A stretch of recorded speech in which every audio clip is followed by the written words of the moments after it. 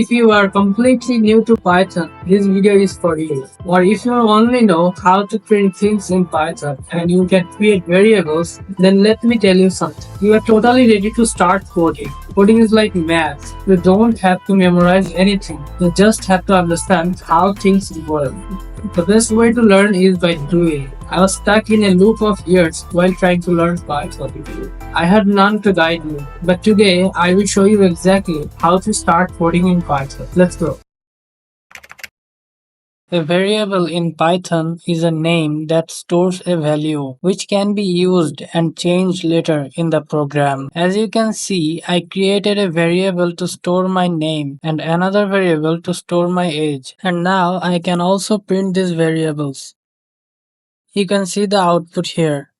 There are 5 main data types in Python: string, integer, float, boolean, and none. A string is a sequence of characters usually written inside quotes. An integer is a whole number with no decimal point.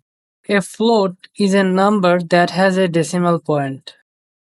A boolean represents one of two values, true or false. None represents the absence of a value or a null value. You can check the type of any value using this.